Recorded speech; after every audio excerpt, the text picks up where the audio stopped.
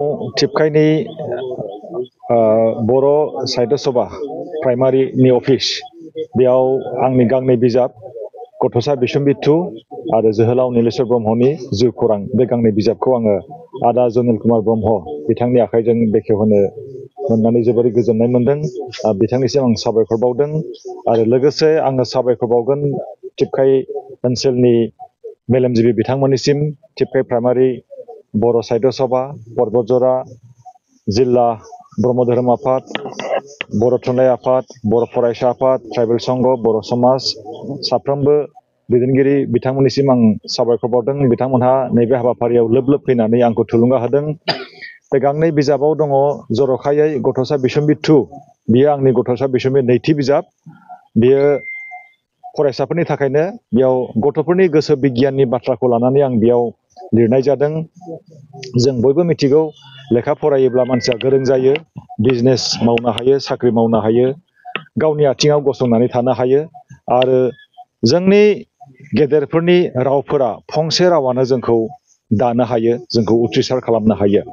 थिग बेबायदिनो आंनि फंसे रावा जाहाथे फरायसाफोरखौ थुलुंगा होनो हायो बेबायदियै आङो गथ'फोरनि गोसो बिगियानखौ लानानै माखासे मटिभेशनेल मेसेज बे बिजाबाव आङो होदों आरो आं मिजिंथिदों फरायसाफ्रा बे बिजाबखौ फरायनानै जोबोरै थुलुंगा मोनगोन। मानो होननानै बुङोब्ला जोंबो दिनै लेखा फरायनानै बेबायदि गावनि आथिङाव जों गसंनानै जों थानो हादों आरो जोहोलाव नीलेश्वर ब्रह्मनि जिउ खौरां साफ्रोमबो गेदेरफोरनि जिउ खौराङा जोंखौ थुलुंगा होयो आरो बे जिउ खौरांनि गेजेरजों जोहोलाव नीलेश्वर ब्रह्मनि फिल'सफि बेखौ आङो बेरखांहोनो नाजादों।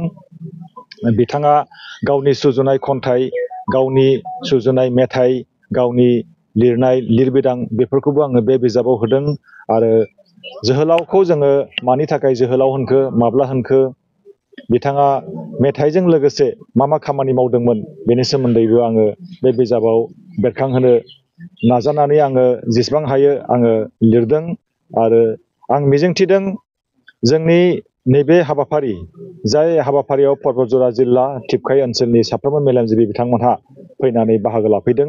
बे थासारिया मोनसे ओरैबायदि थासारि जाय थासारियाव पजिटिभ भाइब्रेसन दङ आरो बेबायदि पजिटिभ भाइब्रेसन गोनां थासारिखौनो जोङो सोरजिनांगौ। बेनि गेजेरजों जोङो फरायसाफोरखौ थुलुंगा होनो हागोन। मानो होननानै बुङोब्ला फरायसाफोरा बै समाव मेलेमा गोरलै, गोसोआ गोरलै, गाज्रिखौबो बिसोरो सानफ्लाङो, गाज्रिखौबो जोङो मावफ्लाङो। दा बेनिखायनो बिसोरनो जाहाथे जों मोजां लामा दिन्थिनो हायो बेनि थाखाय जोङो गार्जेनफ्रा बिबानखौ जों लानांगोन। लेखा लिरनायनि गेजेरजों, साख्रि मावनायनि गेजेरजों, आबाद मावनायनि गेजेरजों, बेनि गेजेरजों जोङो फरायसाफोरखौ जोङो थुलुंगा होनो जोङो नाजानांगोन। गांसे बिजाब सोरजिनायाव माबायदि खस्थ' मोनो सार? गांसे बिजाब सोरजिनायाव जोङो गोबां खस्थ' लानो गोनां जायो। सोरनिबा रेफारेन्सखौ जोङो लानो गोनां जायो आरो रिसार्च बायदि जोङो जिउ खौरां लिरनायाव जुदि आखाइ होदोंब्ला बै न'खराव थांनानै बा बिनि रिलेटिभफोरनियाव थांनानै बा ससियेल मिडियानिफ्राय माखासे इनफरमेसन लानानै जोङो बिजाबखौ जोङो सोरजिनो गोनां जायो। गोरलै नङा मोनसे बिजाब सोरजिनाया। जोङो बिजाबखौ सोरजिनो होनब्लानो जाया, नाथाय जोङो गोसो होथाबोब्ला जोङो सोरजिनोबो जों हागोन। गिबियाव जोङो जोंनि साननायफोरखौ लासै लासै जोङो गुवार खालामलांनो जों हागोन आरो जेसेबां बिजाब लिरगोन एसेबां जोंहा एक्सपिरियेन्स जागोन। सारा दिनैसिमाव बेसेबां बिजाब लिरबोखो एबा सोरजिबोखो? रायजोफोरनि अननाय मोननानै आं दिनैसिम 19 गां बिजाब लिरनो हाबाय। नैबे गांनैया गथ'सा बिसम्बि 2 आरो जोहोलाव नीलेश्वर ब्रह्मनि जिउ खौरां। सिगां समाव आङो 2020 मायथाइयाव गथ'सा बिसम्बि लिरखांबाय आरो नैबे मोनसे गोदान 2 बियो। सिगांनिया गथ'सा बिसम्बिल'मोन, दा नैबे 2 बेजों गोरोबा, नाथाय कन्टेन्टसा एखे। बैबो गथ'फोरनि साइक'लजिजों सोमोन्दो लाखिनानै लिरनाय आरो नैबेबो गथ'फोरनि साइक'लजिजों सोमोन्दो लाखिनानै लिरनाय आरो आङो बुंगोन बेखौ जुदि बैसो गोराफ्राबो फरायोब्ला एसेब्लाबो थुलुंगा मोनगोन होननानै आं सानदों। मानो होनब्ला जोंबो मटिभेशनेल भिडिअ जोंबो नायो। जेब्ला जोंनि गोसोआ एसे गोदाव सोराव जायो बा दुखु मोनो अब्ला जोङो मटिभेशनेल जोङो बिराद नायो। मानसि गेदेरफोरनि मटिभेशनेल मेसेजखौ जोङो नायो, लेखा जोङो फरायो आरो बैफोरखौ गोसोआव लानानै रेफारेन्स लानानै बे बिजाबखौ सुजुनाय जादों। साबायखर।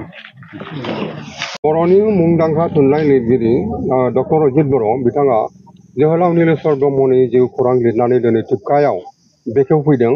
जों जोबोद गोग्गानाय मोन्दों पर्बतजरा नङाबा टिपकाय ओनसोलनि रायजो राजा बयबो मानोना जोहोलाव नीलेश्वर ब्रह्मआ पर्बतजरानि टिपकाय पर्बतजरानि बिथांनि जे बिहोमा बे बिहोमाया दुलाराय बर' हारिनि थाखायनो गेदेरथार बिहोमा जायनि थाखाय नीलेश्वर ब्रह्मआ जोहोलाव बिमुं मोन्दों बेबायदि पर्बतजरानि सृष्टि जोहोलाव नीलेश्वर ब्रह्मनि जिउ खौरांखौ लिरनानै डक्टर अजित बर'आ दिनै टिपकायाव जे बेखेवफैदों बियो टिपकाय एबा पर्बतजरानि रायजो राजाफोर सानसुमैफोरनि थाखाय जोबोद गोग्गाथाव बाथ्रा जादों होननानै बयबो बेखौ बिबेसना खालामदों आरो लोगोसे बिथाङा गथ'सा बिसम्बि होननाय जाय बिजाबखौ लिरनानै बिथाङा साहित्य एकाडेमि बान्था मोन्दोंमोन बे गथ'सा बिसम्बिखौ नैथि खेब सेकेन्ड एडिसन लिरनानै बिथाङा बे बिजाबखौबो बेखेवफैदों आरो बेखौ बेखेवदों गासैबो जोंनि पर्बतजरानि हाथरखि थुनलाइ मुलुगनि जेनाखि बर' हारिनि सासे अलंबार जनिल कुमार ब्रह्म सारा बेखेवनानै होदों जोबोद रोजा रोजा साबायखर डक्टर अजित बर' बिथांनिसिम आरो जनिल कुमार ब्रह्म बिथां मोनसे गोजोनथाव खौरां क'क्राझार सहरनि जेडी र'डजों नांजाबनाय सुदेमपुरी गांजेमा बाजाराव थानाय आइ आफा मेड लाइफ BM हस्पिटालाव बेराम सोखानो हानायनि गोबां खाबुफोर दं जेरै नोंथाङा आइ आफा मेड लाइफ BM हस्पिटालाव गासै समावनो इमारजेन्सि डक्टर्सफोरखौ एभेलेबल मोननो हागोन आरो बेयाव medical laboratory pharmacy paediatrics medicine gynaecology radiologist surgery dental cardiology gastroenterology urology dental X-ray play area X-ray sonography OT थामहिनबा ऑपरेटिंग थिएटर ICU आरो NICU PICU फोरनि डक्टरफोरा एभेलेबल दं लोगोसे normal delivery C sections gall bladder stone kidney stone appendix आरो हार्नियाफोर बेराम जानायफोरखौ ऑपरेशन खालामनायनिबो सुबिदा दं आइ आफा मेड लाइफ BM हस्पिटालाव सप्ताफ्रोमबो फार्मासीजों लोगोसे लेबरेटरी आरो सप्ताफ्रोमबो इमारजेन्सि सार्भिसजों लोगोसे 24 घन्टा जेब्लायबो खुलायै थागोन आरो बेयाव लांलाय लाबोलाय खालामनो थाखाय एम्बुलेन्सनि सार्भिसबो थागोन